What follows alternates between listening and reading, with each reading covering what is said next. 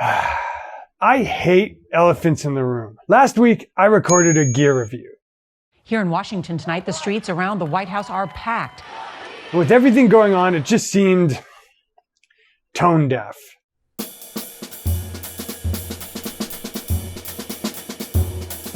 And my idea for today was a video that would hint at unity by showing how people took an art form black musicians developed in the early part of the 20th century and breathed new life into it starting in the late 80s and cross-pollinated it through 3 ensuing decades into what the drums are today. How more evolution happened in the past 30 years than in the previous 60, due to the internet and due to drummers of all stripes borrowing from each other. And I'd hope to tie that into my love for the modern drum community, who accepted me, an internet superfan, into the real-life family, and how I've met some of the most humble, talented, and deep people I know in that community. And I will get there. But I hate elephants in the room. It might be my undoing. And I don't know what the YouTube algorithm is censoring, so this video might get demonetized or might just not get spread very well. But I can't not talk about the murder of George Floyd in police custody, while other officers stood by.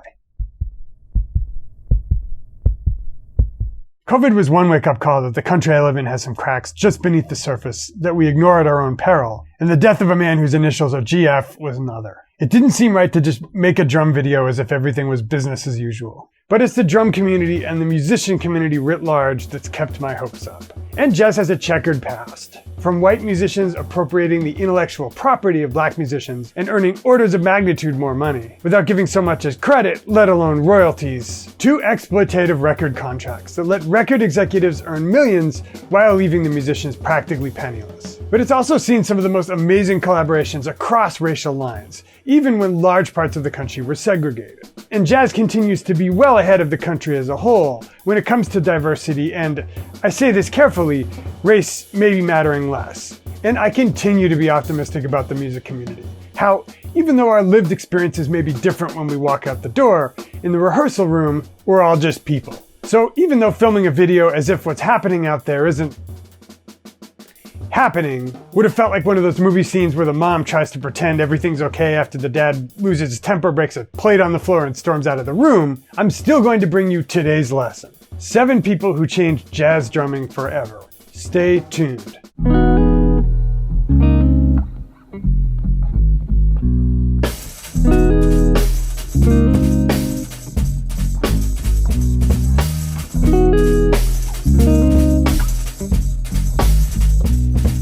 Drummer number 1, Tain. Around the mid-1980s, what we think of as jazz had essentially evolved into fusion. And some great things came out of it. But, and this is a little bit of an oversimplification, a group of jazz musicians with one Mr. Wynton Marsalis at the forefront decided, what if we bring acoustic back?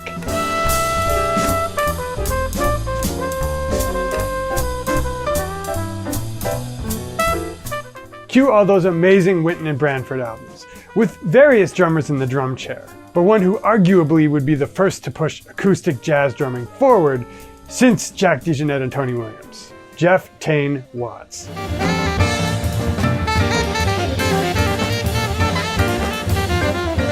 His style borrowed from Elvin, but it wasn't exclusively Elvin. It was muscular, asymmetric, and propulsive. But it was also precise and had a broad dynamic range.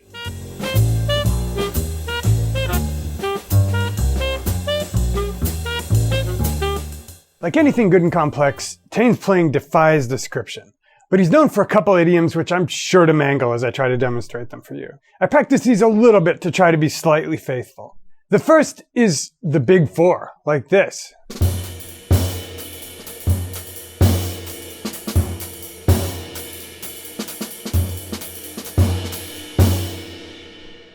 Of course, Tain does a traditional grip, and he makes this great big swing with his left hand. It's very dramatic. The next is a quarter note triplet, starting on the upbeat of 4 and ending on beat 2, like this.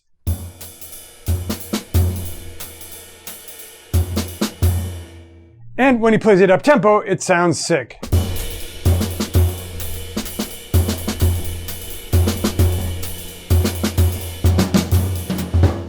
Then there's the whole system of playing 3 against 4 and 4 against 6 between the hats and kind of intentionally boomy toms, like this.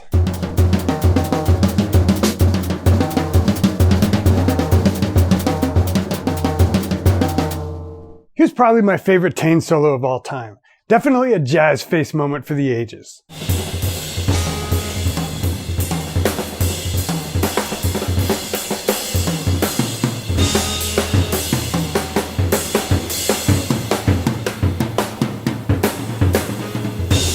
Number 2, Greg Hutchinson and Clarence Penn.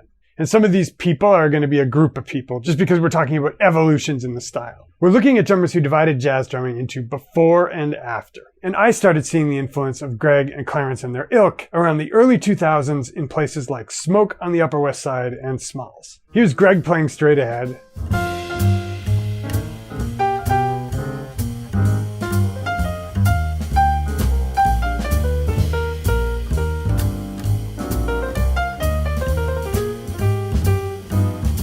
And here's Greg playing a little more aggressive, in a clip that I think typifies his approach.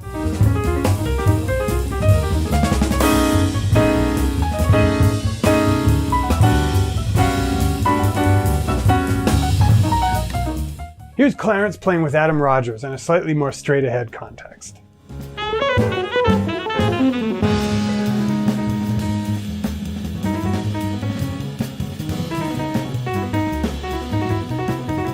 And here's Clarence on maybe my favorite jazz record ever, Dave Douglas's Strange Liberation.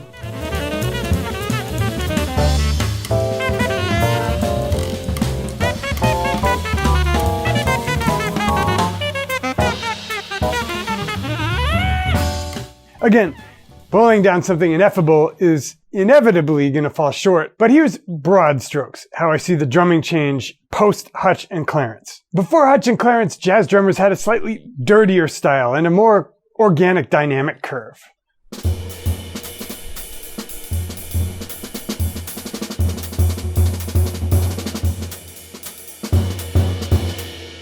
After, you heard a lot of stepwise dynamics with rim shots.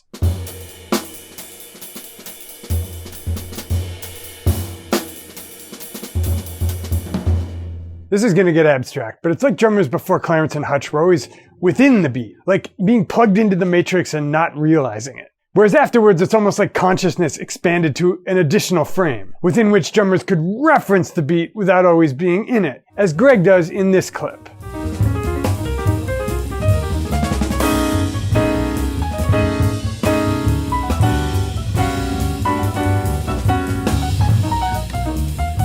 Number 3, Bill Stewart.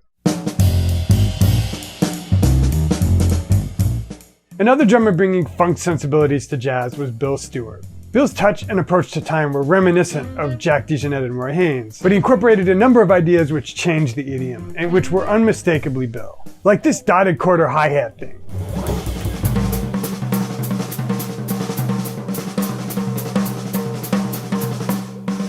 Or this hot lick.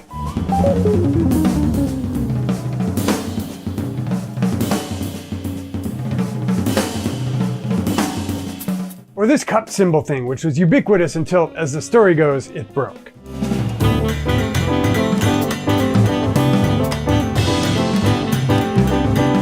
Number 4, Blade.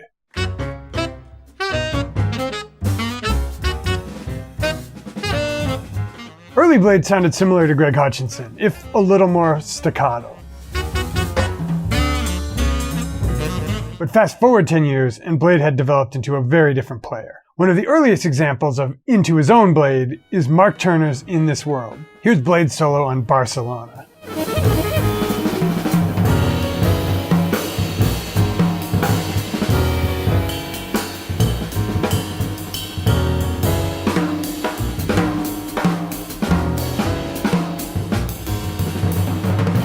Blade's collaboration with Wayne Shorter deepened his voice even more.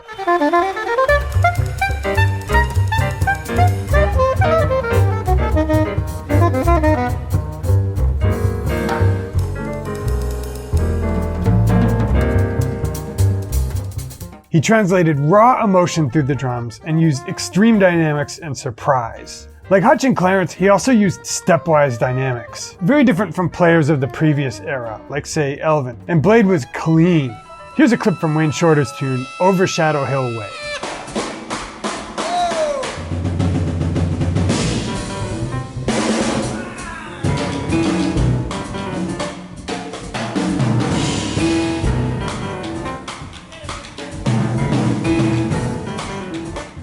If you want to speak about dividing jazz drums into before and after, you couldn't do much better than Elvin, Tony Williams, and Blade.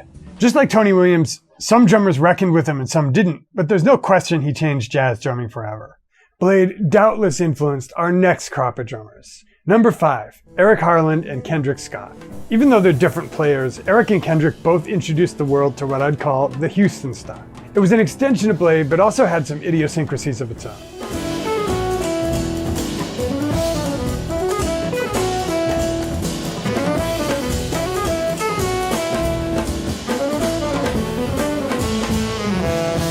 One of the best encapsulations of Eric is his playing on Aaron Goldberg's record, Home. Here he is playing The Rules.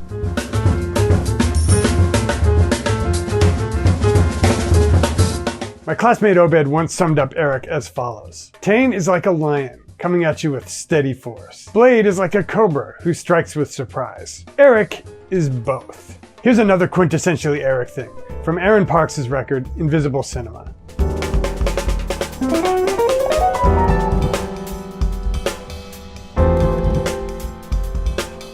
The float like a butterfly, sting like a bee. Really quickly, I want to demonstrate a lick that I probably stole from Eric, that I play a lot, including in my rogue submission to Kendrick's compilation of drummers playing Thelonious Monk's Evidence. Here are 2 versions of that lick. 3, 4.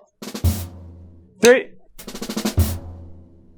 Got it? Okay, here it is in context.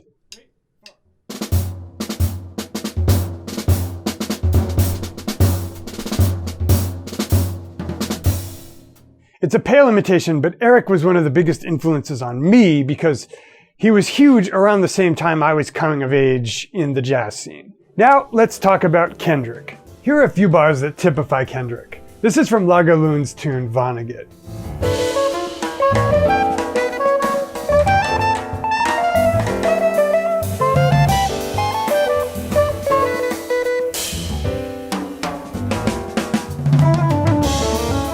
There's a similar float like a butterfly, sting like a bee thing that you can hear even more dramatically on Kendrick's own tune, Pendulum.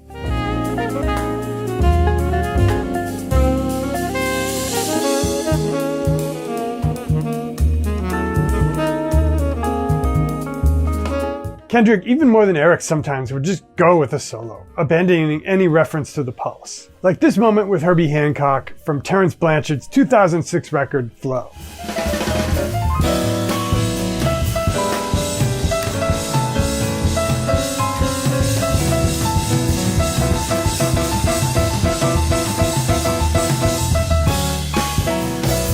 By around 2009-2010, some of us were so steeped in Eric and Kendrick that it took another once-a-generation talent to take drums in a new direction.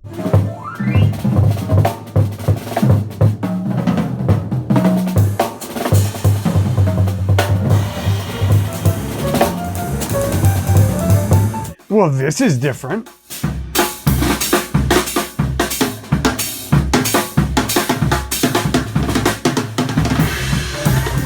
Okay, quick history of Marcus, my desert island if I could only listen to one modern drummer.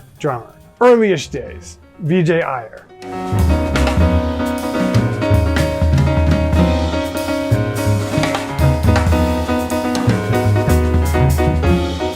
What? Little later on, Gilad Hexaman.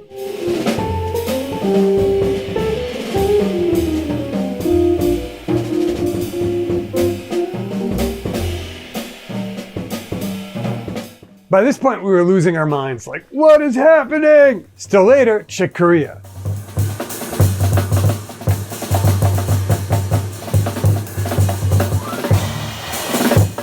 The gig his grandfather used to have. Of course, I'm talking about drummer slams. The one and only Marcus Gilmore, number 6. I've done multiple videos about how to play like Marcus. Here's a clip of just one. You can add 2 more beats to that and it'll become a 6-beat phrase. So 3, 4.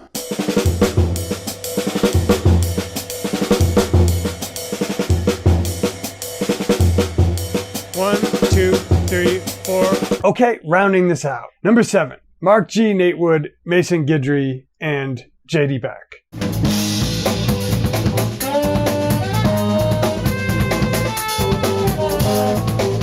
Mark Guiliana touched both jazz and fusion, so like all of these 4, it's hard to classify him as exclusively a jazz drummer. Nevertheless, Mark, Nate, Mason, and JD once again divide drumming into before and after. Mark, who got the gig with Avishai Cohen,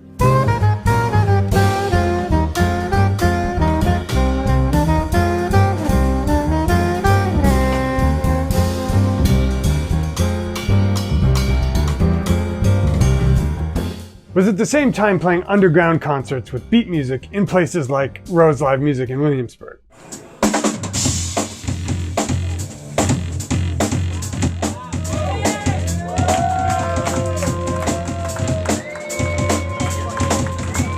Around the same time on the West Coast, a guy named Nate Wood was rising to prominence with a band named Kneebody playing shit nobody had ever heard.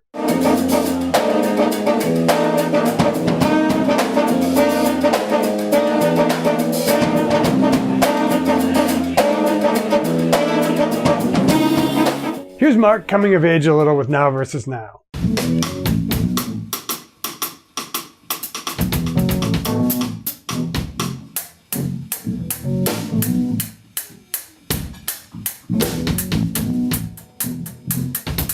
And here's Nate later on with Kneebody.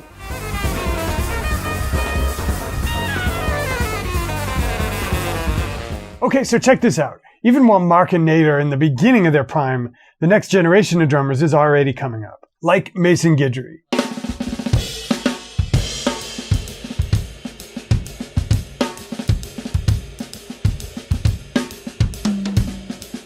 And J.D. Back.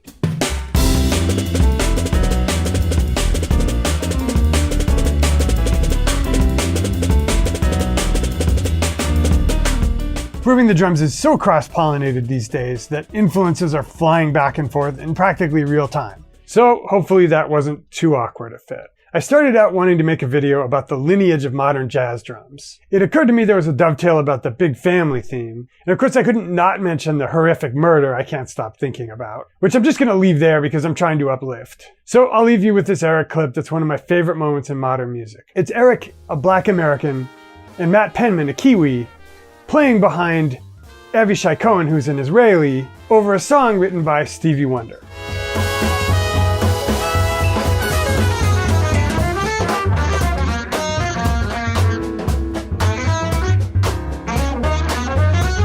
No commercial appeals with this one. Not even going to ask you to sub or share. Just if you've enjoyed any of these drummers' music, find a way to donate to them. Whether it's Patreon, buying their record, whatever it is. Hope you're staying safe and see you next Wheezy.